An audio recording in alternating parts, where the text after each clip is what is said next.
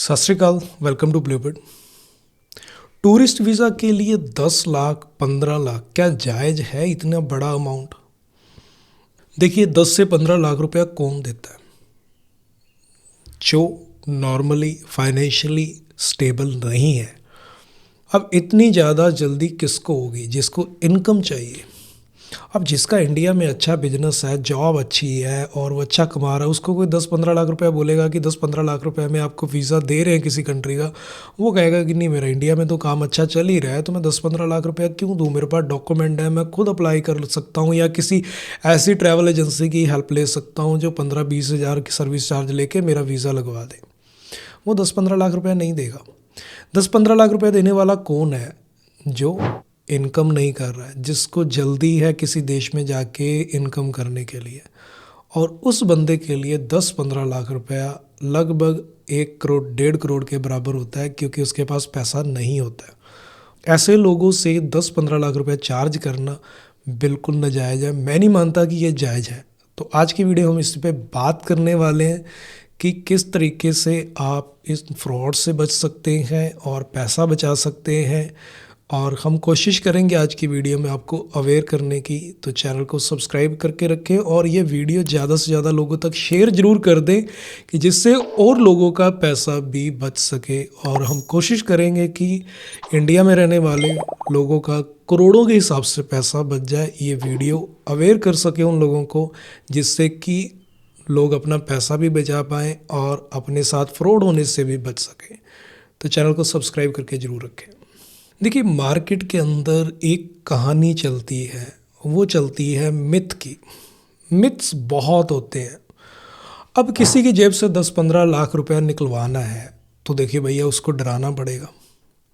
अब डराने का क्या तरीका है? भैया, एजेंट की एम्बेसी के साथ सेटिंग के बिना वीज़ा नहीं आता। पहला डर।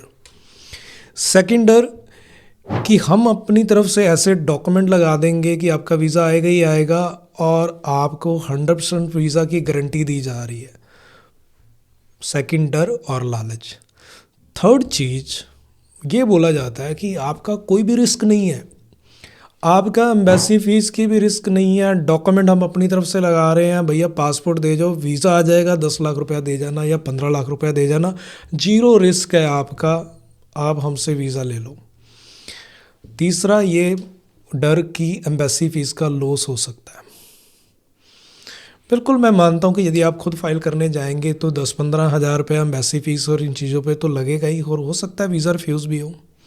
आप किसी ट्रैवल एजेंसी की हेल्प लेते हैं जो वीज़ा एक्सपर्ट हैं, जो वीज़ा अप्लाई करते हैं, जिनके पास एक्सपीरियंस है, वो 15 से 20 हज़ार रुपये आपसे चार्ज करते हैं, तो आपकी वीज़ा पे कॉस्ट जो है 30-35 हज़ार तो आएगी, और रिफ्यूज़ल आएगा तो वो जीरो हो जाएगा, बिल्कुल जीरो हो जाएगा। बट क्या 30-35 हज़ार का रिस्क 10 लाख और 15 लाख रुपए के इक्विवेलेंट होना चाहिए? और जो कर रहे हैं वो किस बेस पे कर रहे हैं? वो कह रहे हैं एम्बेसी में सेटिंग है। कैसे हो सकती है एम्बेसी के अंदर सेटिंग? आपकी फ़ाइल मान लो कनाडा में जा रही है, तो ऑनलाइन फ़ाइल जा रही है, क्या गारंटी है कि जिस वीज़ा अफसर से बात हुई है फ़ाइल वही वीज़ा अफसर चेक करेगा? क्या बायोमेट्रिक के बिना आप वीज़ा ले लोगे? और यदि आप ऑस्ट्रेलिया में फ़ाइल लगा रहे हैं, और क्या गारंटी है कि आपकी लगी हुई फ़ाइल ऑनलाइन उसी वीज़ा अफसर के पास पहुंचेगी?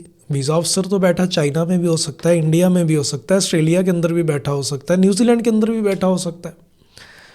वीज़ा अफसर तो कहीं भी बैठा, वहीं से फ़ाइल चेक करके देने वाला है। किससे कैसे सेटिंग करोगे भैया? नहीं होती है। ये सिर्फ एक डराने का पर्पस है, आपकी जेब से 10-15 लाख रुपया निकालने का तरीका है। और इंडिया में हर साल हज़ारों लोग ठगी के शिकार होते हैं, सिर्फ इसलिए कि ये बोला जाता है एम्बेसी के अंदर सेटिंग है, और इसी नाम पे पहले तो बोल दिया जाता है कि वीज़ा लगने के बाद पैसा देना है, पहले नहीं देना, और वीज़ा भी नकली दे के उसके बाद 10-15 लाख रुपए लेके फुर।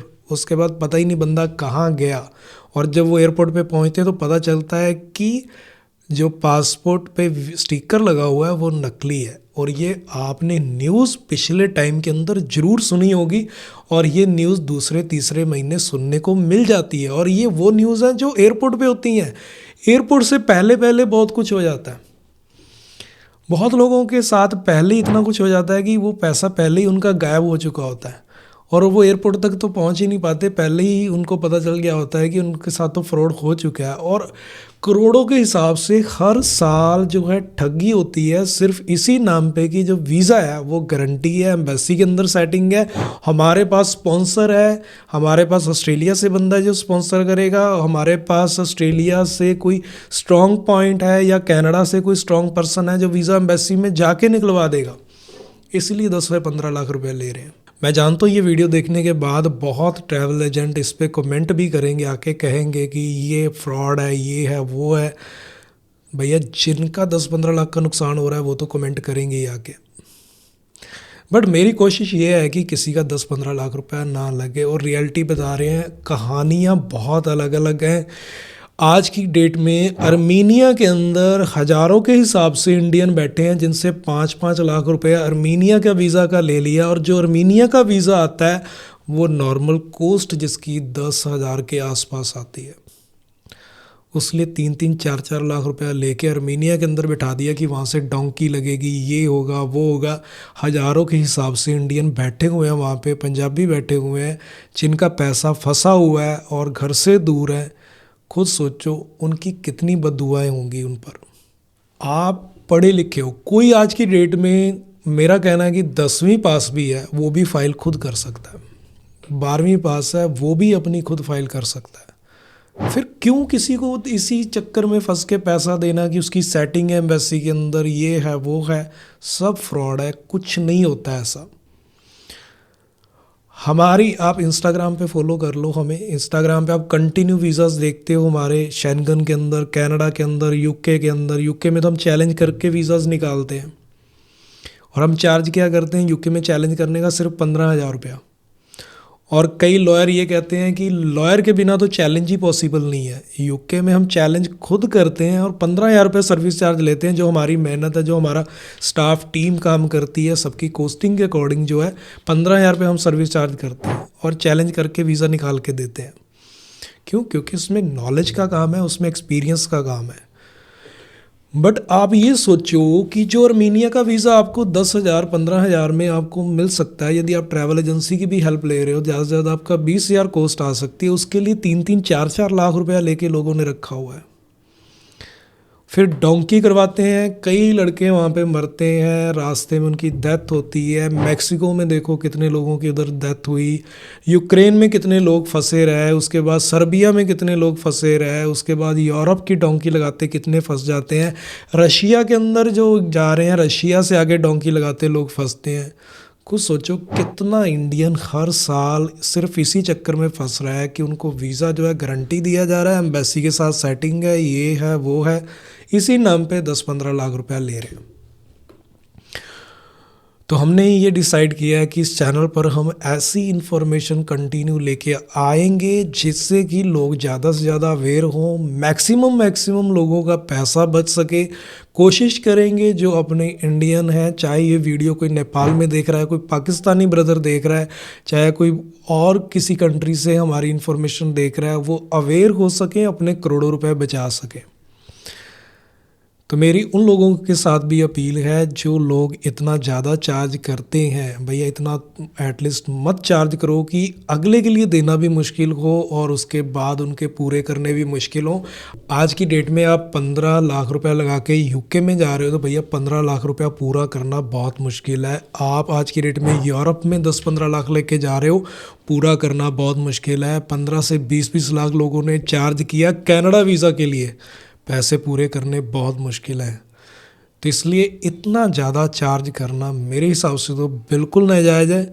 नॉर्मल किसी के पास इन्फॉर्मेशन है, मैं कहूँगा कि हाँ ठीक है, आप अपना सर्विस चार्ज रखना चाहते हो 15,000, 20,000, 30,000, 40,000, ओके है, ठीक है। कोई 20,000 भी चार्ज कर रहा है, 40,000 भी चार्ज कर रहा है, जायज़ है। मैं इसको ये नहीं कहूँगा कि वो बहुत ज़्यादा चार्ज कर रहे हैं। 50,000 भी चार्ज करोगे तो बहुत ज़्यादा नहीं है, अगले के लिए नॉर्मल फिर भी हो जाएगा।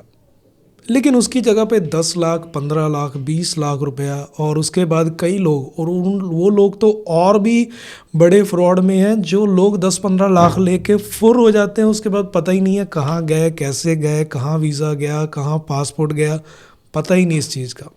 और मेरी उन लोगों को अपील है, यदि आप 10वीं पास भी हो, आपने 12th भी की हुई है, तो आप वीज़ा फाइल खुद कर सकते हो। बिल्कुल इसके लिए बहुत रॉकेट साइंस नहीं चाहिए, बहुत ईजी होता है। तो हमारे साथ जुड़े रहें, हम कोशिश करेंगे आप लोगों को अवेयर करने के लिए कि आप खुद वीज़ा ले पाएँ और अपने लाखों रुपए जो है वो बचा पाएँ और आपके साथ बड़ा फ्रॉड ना हो। तो इस चैनल को सब्सक्राइब जरूर कर दें, वीडियो को मैक्सिमम लोग लाइक और शेयर जरूर कर देना, जिससे कि इंडिया के लोगों का करोड़ों रुपए बच सके। मिलते हैं फिर नई वीडियो में। Thank you.